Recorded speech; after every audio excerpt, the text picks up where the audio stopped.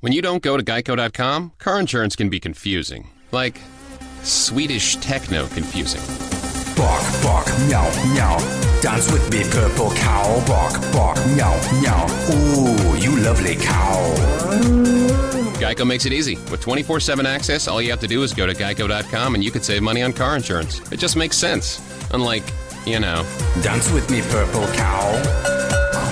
I like your moves. Blog Talk Radio. Oh, here we go. Good morning, and thank you for joining us for another episode of A Crazy Dream. I'm your host, Tanika, the CEO of From Mother's Garden, and today we have an amazing guest on. His name is King French Fame. He is a choreographer, a dancer, yes, musician, artist, and lover of life. So thanks for joining us today. Thank you for having me. Dope vibes all around. Yes, definitely. So I wanted to get started by having you tell the people a little bit about what you currently do right now in your choreography business and how you got started. Sure, definitely. So I'm originally from Money Earning Mount Vernon. You feel me? I'll be sure. That's how we do it out here. Moved to tri-state area around '03. Currently in CT, but I travel to New York very, very often. I love my city. And I started out just learning certain moves from my family. They kind of started me on that path. And then I started my professional training when I was 17, ballet, modern, hip-hop, anything, you name it. And then I also started getting my training the year after with a lady who trained in Russia. Her name is Donna Bonacera. Oh, much thanks to her. And now I also do a lot of self-study, so I'm versatile in salsa, hip-hop, merengue, ballet, modern, almost anything, you name it. If I haven't learned it or danced it, it will take a short amount of time, because if it's your craft, it's what you do. Currently, I choreograph for independent artists and also celebrity artists as well. I do promotional videos. They have performances, venues, video shoots, photo shoots, things of that nature. It's all in my line of work. And currently what will happen is they may have seen something from an Instagram post or on Facebook, or possibly they've seen someone who's reposted a previous video that I've done on my feed, and they share it, and then they contact me and say, hey, listen, I think you'd be great for this. And then that's how we get started, and you create that awesome work of art for the people to enjoy. I love that. So a lot of times when I see YouTube videos, it's just people having fun and dancing. But could you talk a little bit about training and how that's helped you in your practice? Certainly. So I know certain people on YouTube, they'll just post a video, and I think that's great. But the biggest thing for me in my training, what helped me was at first it definitely wasn't always easy. Definitely, had a lot of grunt work to go through. It was tiresome. You're putting in a lot of hours. And it's all worth it. Especially for what you want. A lot of people are not willing to put the long hours and the time. And some people are street taught. Some people have the professional training.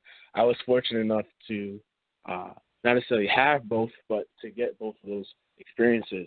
So I started off as a street dancer, but then I actually got professionally trained on the stage. And so with that professional training, definitely it shows you the business side of the industry and also the artist side of the industry. So you definitely want to be knowledgeable in both areas, so that if you are in this line of work, you're not getting gypped per se. You're not getting screwed over, because essentially it is a business and you have to understand the business side.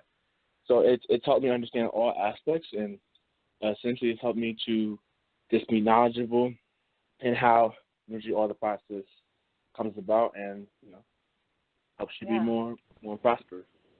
Yeah, so you talked a little bit about the business side, because a lot of times we think that because I am a creative person and I have this product, people are going to buy it. But what would you say to people? Yeah, because even me, I started making my products, and I was like, people are going to buy it. I make these great products, And it's like, no, you have to market, you have to promote. You know, there are licenses. There are all these different factors that we don't consider. So what would you say to the person who loves to dance, who wants to get into this realm of work? What would you say to them about handling their business and making sure that they cover that end of the process? Okay, here's the thing.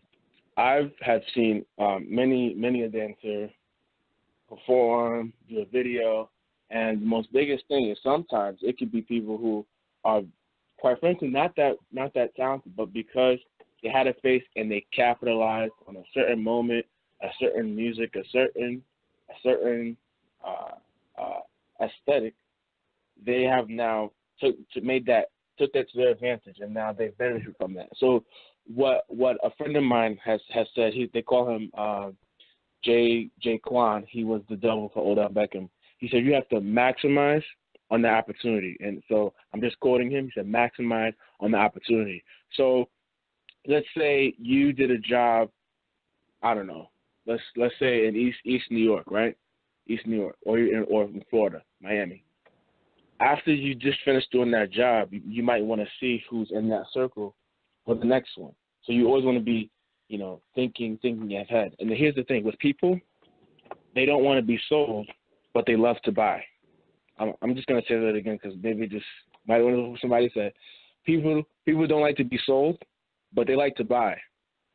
So if they think they can buy you, and I'm not talking as in terms of ownership or in property, but as you as a person, your authenticity, how you operate, how you function, and what it is you do, your purpose, and whatever it is that you have to offer, then they're more willing to buy from you. So I just say it like that. Yeah, so I'm wondering, as a child, because, as children, we have these things that we love to do, and people are like, oh, that's cute. Who was it that nurtured that gift that you had and saw the potential in you to actually pursue this field? Or, how did that come about? Definitely. So once my two aunts, they saw a little dance with me. My aunt, she was a dancer, Aunt Joni. So she had taught me a couple lessons. I remember in Harlem. I could have been either seven, maybe 6, and I know it was a couple of ballet classes. But then I remember I had stopped. But then I remember one Easter we were all sitting in the living room, and this is in New Rochelle, and we were making Easter eggs, for Easter. And my aunt Stacy, she had taught me how to do the Harlem Shake. And I'm not talking about the Harlem Shake where everyone's doing the tech numbers. I'm talking about the original Harlem Shake. Shout out to Hype Girl. She knows who I'm talking about. And that's how I got started. So she saw what I can do, and belief is a powerful thing. So because they believed in me, it encouraged me to believe in myself, and so here we are. Nice, I love that. So as we grow, a lot of times we are surrounded, like our circle changes. Would you say that as you've been getting more attention and more recognition, you've been finding it, like you keep the same people around you, or do you find that you're starting to, gravitate or have more different people gravitate towards you? Okay, so I like that how you asked that question because I believe that every artist or just people in general, they don't have to be artists, but they all go through that. People either gravitate towards them or their circle or their sphere of influence changes. So I could say, as I was younger, I definitely I pretty much stayed to myself. I guess you could say I was just focused on my craft and just finding out what it is that I wanted to do. And as I got older, spheres of influence definitely changed. But as you get more recognition, definitely people start to gravitate towards you. And what you have to realize is it good energy? Is it bad energy? Is there room for something to grow? And is it hazardous to you or is it beneficial? Because not everybody who gravitates towards you is a good plant. Yeah. So like I what actually it- just. Hmm? So you definitely want to make sure that you're rooted in good ground. And those who are around you are not thorns trying to take you out or take you down. Yeah, no, I completely agree. I actually just did a post about this on the Crazy Dream Instagram page. You talked about energy. So how would you say that you can identify that energy that is interested in helping you grow? Like, how do you decipher or discern who to keep around and who to let go? What are some of the signs that you look for? Okay, so some of the signs that I look for is, one, they say that they're going to do what they're going to do, especially, what they say to others or to what they say to themselves. Especially if they feel like they're confident enough in what they do, they should offer value. They should cultivate relationships, even when they don't need anything in return. So that good energy, you should be able to spot it, almost you could say like from a mile away, even just from a phone call. You know what I'm saying? A lot of things where people perceive, it may not be always on the up and up, but as far as recognizing that good energy, you want to look for people who celebrate other people's success. Bad energy wants to annihilate that success. They want to be a critic and say, well, this and this and that, and they got this just because they were lucky. They didn't work hard for it. They were an overnight success. That's bad energy. That's bad energy. Or someone who is envious. You 9 times out of 10 you can go with your gut, or you could just see it as you gain more experience. You can see like a red flag. You can talk to somebody for 60 seconds to maybe 120, and you should know whether or not you want to move any further with them. And a lot of times too, people with bad energy, you can get a sense they want to take advantage. If anything, they should all want to move upward. If that bad energy is almost like the Cracker Barrel. If you getting up, they try to bring you back down. And the reason they had that mentality is because they were brought up that way. They were brought up that way. They can't celebrate you because you grew up in the same neighborhood they were from. So they feel they're entitled to the same thing instead of working for it. Bad energy. So Yeah. So, when you're an artist and you're starting out, a lot of times any job seems like a good job. What are the things that you look for in the clients that you take on or in the people that you partner with for your choreography services? Okay. Yeah. So a lot of things what I look for is I definitely look for just the quality of how they approach, because on however they approach you is however they approach their music, their way of lifestyle. So you have to ask yourself, do I want to be associated with this, you know what I mean, for future events, or is this just a one-time gig, move it and hop it? You definitely want to check out the professionalism. You definitely want to see, is it a pay gig or exposure? Because definitely when you're starting out, a lot of people will try that card for you, exposure. But it is very different when you've been training for a while. When you're professional, you're getting paid for what you do. The only time that it's not a payment, there should be a mutually exclusive benefit, meaning both sides, both parties benefit from whatever transaction or whatever the exchange is, whether it be exposure. I don't even want to use the word exposure. I think the word should be like just removed from the whole industry outlook. Whatever it is that they do, there should be an equal or even greater amount, return.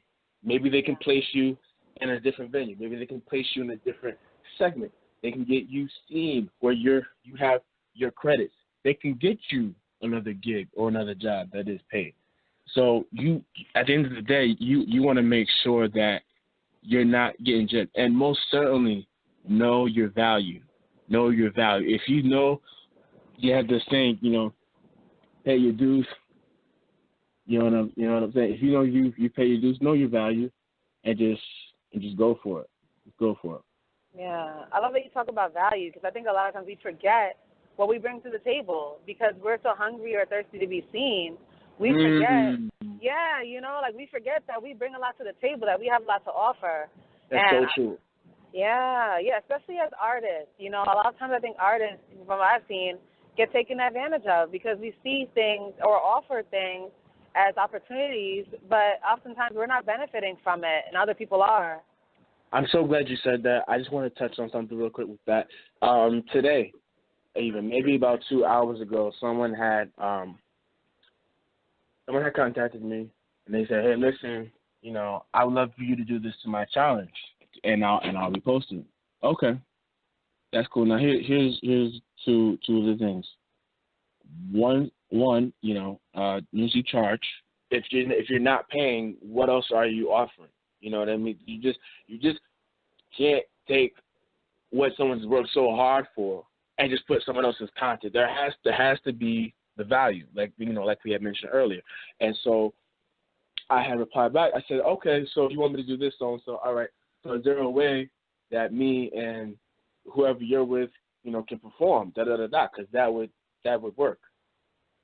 No response, nothing. So that's cool. At the end of the day, I realized you can only but do so much.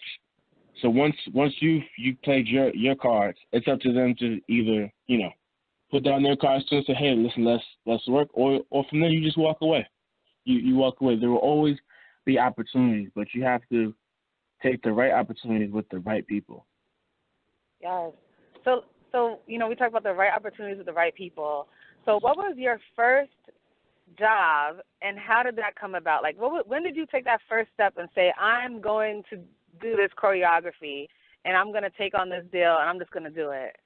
My first job was when I had did training. After I had trained with the woman who had trained in Russia, I believe what did we start doing? We started doing performances. So we would do a certain amount of dances, and we started performing in towns. And what happened was the payment was good for them because at that time it was still you're still growing, you're still learning. Okay, fine. However, it was the feeling and just the future rewards that you were just feeling from everyone else when everyone would come to you. Oh, great job, that was great. Oh my gosh, you touched me. I've never seen anybody move like that.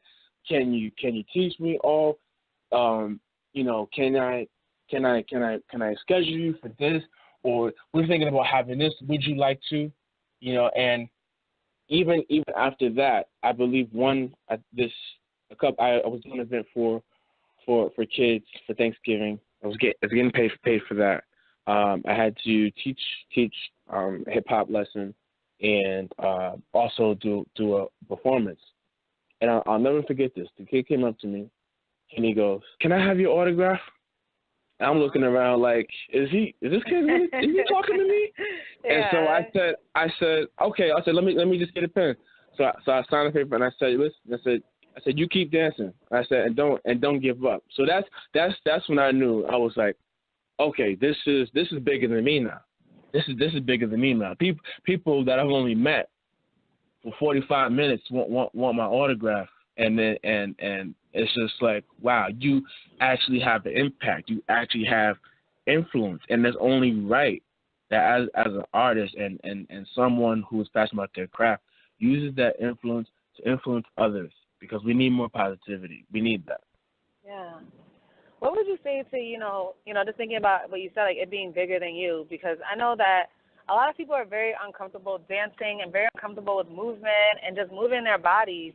What would you say to people who are uncomfortable with moving, and what inspiration could you give them to just feel free and just be in that moment, when it comes to dancing and just moving?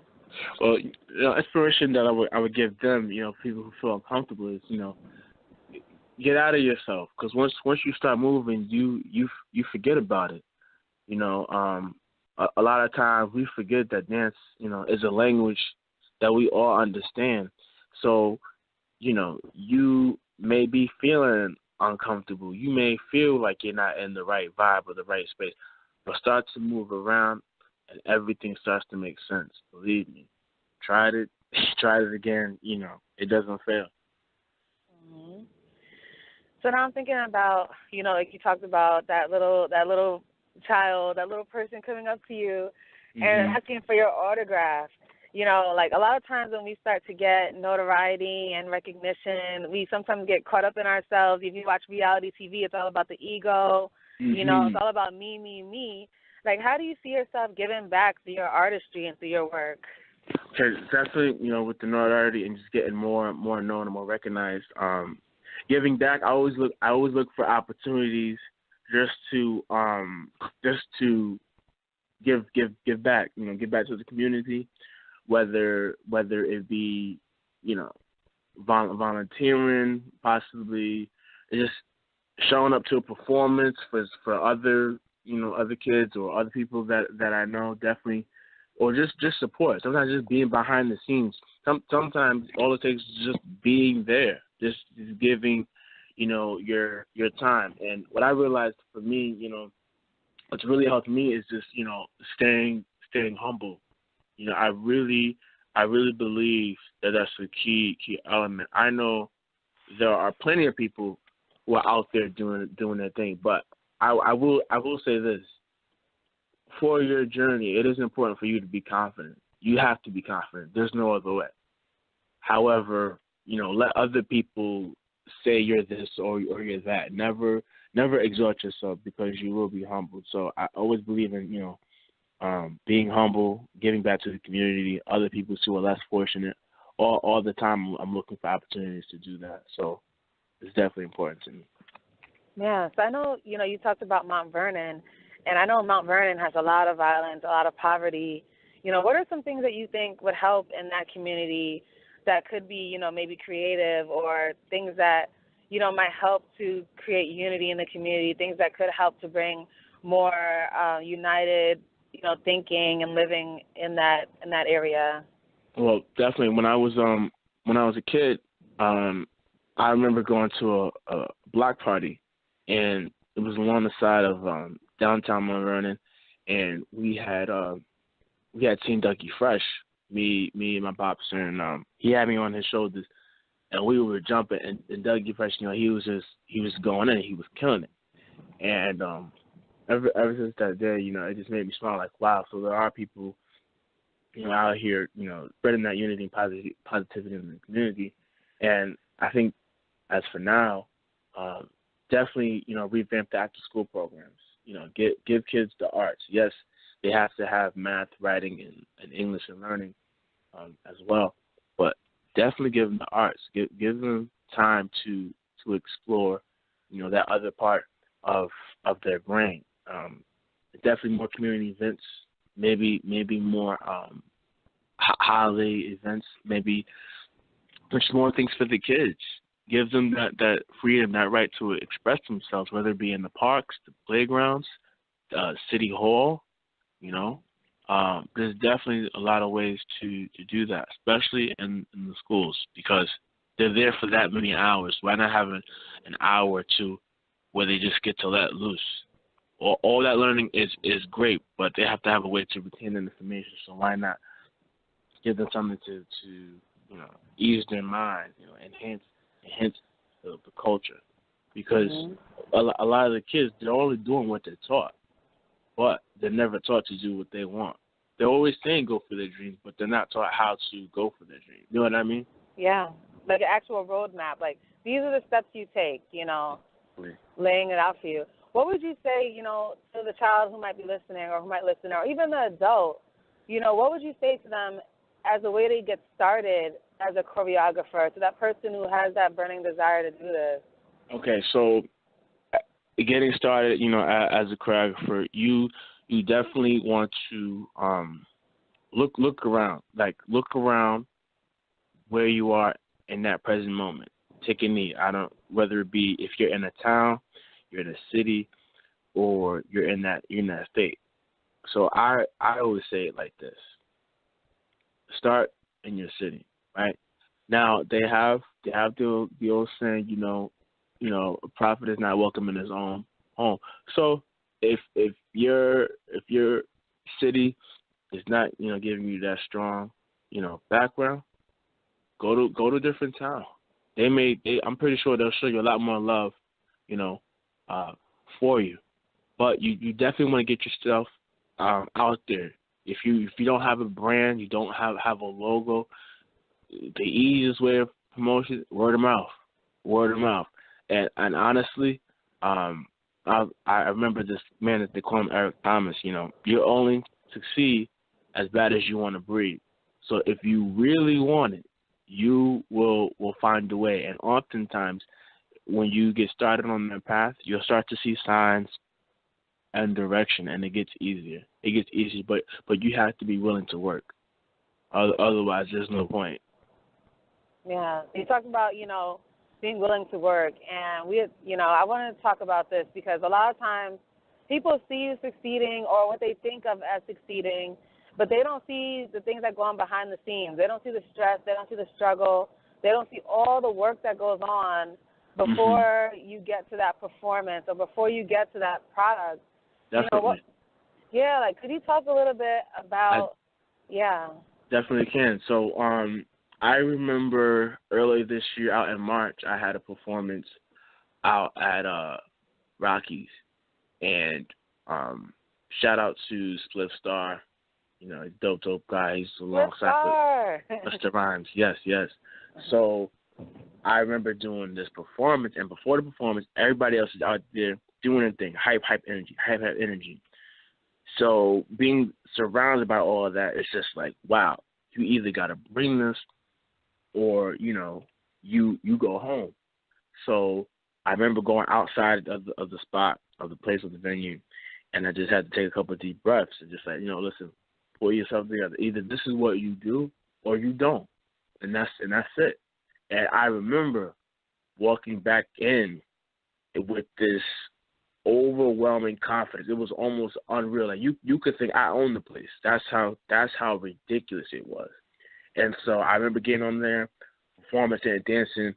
When I tell you the whole place was jumping, the whole place was jumping. Everybody in their hand, drinks in the air. They was all rocking to it. And so they could definitely feel the serious vibes that were be given off from me dancing and just the energy. And also, with that work, I remember actually a couple summers, if not almost every summer, up in at least almost every summer, I guess you could say, since starting my training.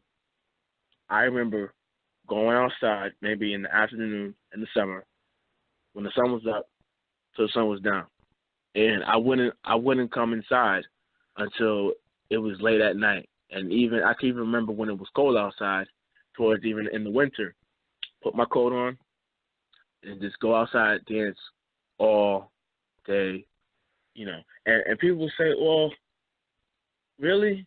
You had to dance all day just so you can look like, well, you know what? At the end of the day, it's up to you for what you want. You have to be willing to put in that work. And again, I think there's this thing where it says you got to put in 10,000 hours in order to be successful. I think that's how many hours the Beatles put in before they were successful, or how they mastered each musical element, so where they were hitting ridiculous records and breaking serious records on the Billboard. So definitely it's like about 10,000 hours. Yeah. Mm-hmm. So nice. So I definitely believe what you just said. I don't know exactly what that adds up to in years or what that would equate to, but I definitely, I saw that something that said, it takes 10 years to be an overnight success. And I thought about it, and I was like, I started my business 7 years ago, and I'm only now starting to really see things, becoming a reality. Mm-hmm. And like you said, you've been dancing since you were a child, and to people, they might think I just see you on YouTube or Instagram, but it's like, no, you've been working behind the scenes. Exactly. You've been working on your craft. Mm-hmm. And working on your craft, yeah. Yeah, and the biggest thing for that is,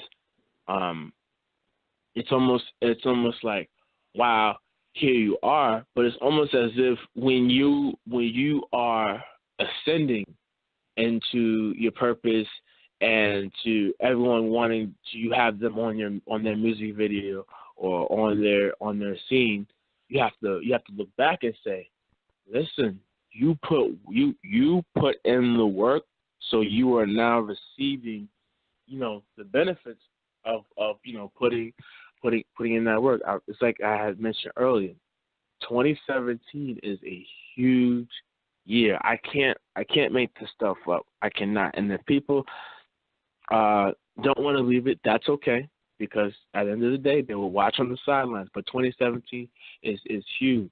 It's a huge year for those who've been putting in extensive work. They've been grinding. They've been working behind the scenes, and now it's getting brought to fruition. So it's just a beautiful thing. Yeah, and what you just said is really true. Like, I work with an astronumerologist named Lloyd Strayhorn. Everyone, please check him out, Lloyd Strayhorn. But he said that 2017 is a year of reaping. It's the year of becoming independent. It's the year of seeing what you've been working on come to fruition. And what you said is true. You've been reaping, you've been working behind the scenes, and it's time to, now start to actually see, that vision become a reality. So definitely. I really enjoyed having you on the show. I have one last question, actually. So you talked about ballet. So tell me, because all men are like, I'll never do ballet, like a lot. But Tupac did ballet too, and a lot of people don't know that. And I'm like, could you just tell people just, like how being open has helped you, like how being open and the experience has just helped you get where you are? Definitely. So for all my my gentlemen out there, ballet is cool. Okay, you got NFL superstars who take ballet class. So if you think you could do something, you know where to find me. All right, you know what I'm saying? Ballet is what's up, and I'll be the first one to say that. Everyone else who doesn't think so or think not, okay, you are entitled to your own opinion. I will give you that. However, as the foundation of dance, among many other styles, predating before I was even here, it's influential. It's definitely something that can elevate anyone in any aspect of your life. Nice, I love it. So could you tell everybody where to find you, King French Fame, Instagram, Facebook, YouTube? Definitely. Okay, so for those of you who are on YouTube, if you could just at me, so it's just at King French Fame, KINGFNCHFAME. That's for YouTube. Same thing for Instagram. It's at King French Fame, KINGFRENCHFAME. Same thing for Twitter. As for Facebook, I'm sure you can just type that in, and then my profile will pop up. Also, check out the page. It's the same name. Pretty much, if you just go on Google at King French Fame, you pretty much will find all my social media links. I do go by French for most people, so definitely appreciate you guys. Follow me. First, before you follow me, please message me on how you found me. Definitely on A Crazy Dream. Okay, so please let me know who you are, because I don't accept just anybody. So definitely know where you found me on this awesome site. And, definitely, if you are a fellow dancer, choreographer, producer, AR, PR, message me. I definitely see a line of work. So thank you. Thank you for having me. Yeah, thank you so much for coming on. We'll definitely check in with you in the future. Everybody listening, you can find this interview at the Crazy Dream YouTube channel and across our social media outlets, also including A Crazy Dream on Instagram, A Crazy Dream 36 on Twitter, Crazy Dream on Facebook. King French Fame, thank you so much for being on. Thank you for sharing your experiences. Yes. And I look forward to seeing you in 2017. Definitely. Thank you. Take care. Take care. Bye.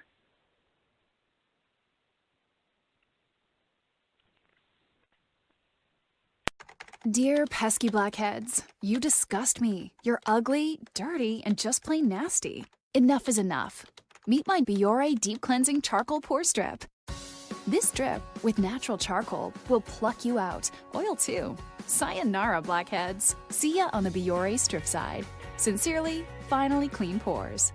Love charcoal? Also try Biore Baking Soda Cleansing Scrub for an exfoliating deep clean. Biore, free your pores.